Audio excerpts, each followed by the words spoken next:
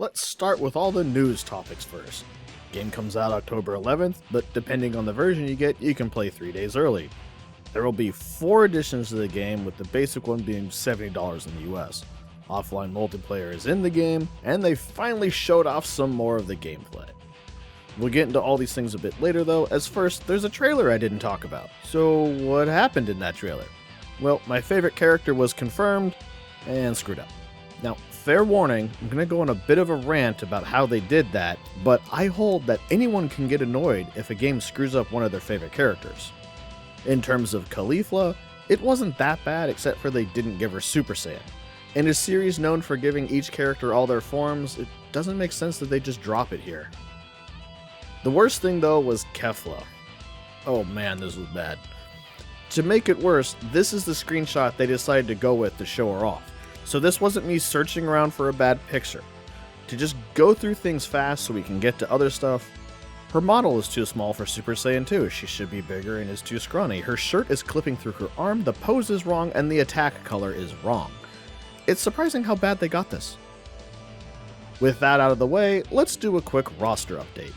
Using a grid my friend was kind enough to make for me to include all the confirmed characters. Now, we know the superhero will be DLC, so don't expect that in the base roster. As for the rest, well, we're over halfway and getting to the point of having to fill in gaps.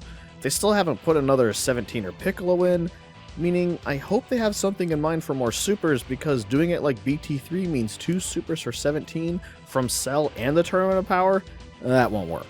So I figure they're going to do something about super attacks. Other than that, 2 trailers and no surprise reveals. With 4 months until release though, I do wonder if they'll fill in the whole thing or not. On to the next trailer though. The next thing that stood out for me, the beam attacks. While the beams themselves look good, the size of them is very underwhelming. There are 2 main examples I want to bring up to show you what I mean. The first one here is Final Impact. Now, they changed it from what it was originally shown in the Rivals trailer, but it seems to have gotten worse. While there was a tiny little beam there, now it just looks like a little dot with some lightning. Final Impact wasn't the biggest beam, but it was a beam, and it should be bigger than that. BT3 on the other hand has them do an actual beam, and Raging Blast 2 adds the flip it made Boo do in the manga. The other attack I wanted to bring up here are the dual final flashes that Vegeta and Trunks do. Not as much here, but they just look small. Final Flash is one of those attacks that you think of when you're thinking of the biggest and craziest things in Dragon Ball, but it looks so small here. I don't know if this is just more accurate or whatever, but it certainly feels underwhelming.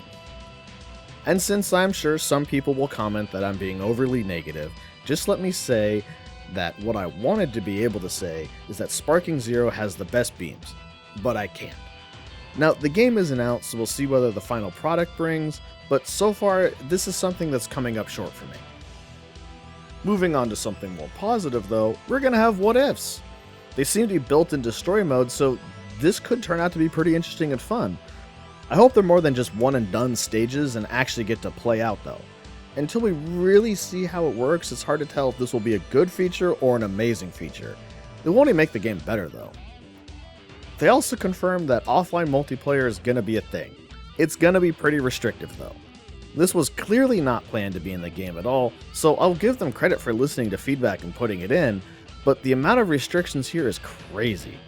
You can only fight in the time chamber 1v1s and with no mirror match, and player 1 picks both characters. So it's there, but it might be a bitter pill to swallow depending on what you and your friends wanted to do. Finally, this brings us to the versions of the games that are being offered. I remember when this wasn't even a thing. Me being an old man aside, let's quickly cover the versions. Also, prices are going to be listed based on what I can see in the US. Depending on where you live, they'll probably change. The first is the Basic Edition. You get the game and it's $70. Deluxe Edition has a Season Pass for 3 DLC, an early summon for Shenron, and you can play 3 days earlier, is $100. Ultimate, that has all the previous, plus an outfit for Goku, emote voice set, card backgrounds, customization item, and Super Shenron item, this will be $110.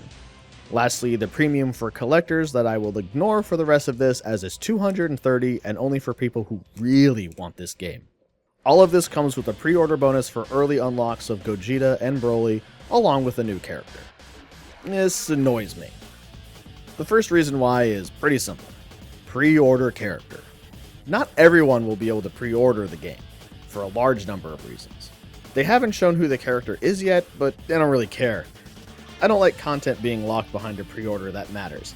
Outfit, whatever for the most part. But a character, not a fan. Really adding to the FOMO here. I can only hope they'll release this character later on as free DLC. That will make it not as bad. The early unlocks? Eventually people will get Gogeta and Brawly, so it's not that big of a deal in my book. In terms of the more expensive versions, if you want to get the Season Pass with your pre-order, you can. But what gets me is the Ultimate Edition is $10 more and gives you more stuff. Honestly, I don't see much of a reason for the Deluxe Edition to really exist. I guess if you want to save $10 and play the game 3 days early. Not a big fan of paying extra to unlock the game 3 days early, by the way. So all in all, I think the pre-order stuff is fairly predatory. Yes, I have seen worse, but that's not an excuse. And not a fan. For those of you who just want the game but don't want to spend extra, don't worry about those 3 days. This isn't a game where 3 days early should matter. Play the game at your own pace and just get the version that you want. Whatever version you get, just remember we have months before it comes out, so no need to rush to a pre-order now. What I'm looking forward to is a demo. I really need to see what the game has in store on a hands-on demo. And yes, I will be getting a version that will get me the game 3 days early, and I will be using that time to try to get a first impression video out to you guys, in case there's anyone still on the fence about pre-ordering on the last day. And if you're wondering about the customizing fight thing, I don't know what to make of that right now, so I'm just holding off on that. But we're in the final stretch before the game comes out now. You can win it.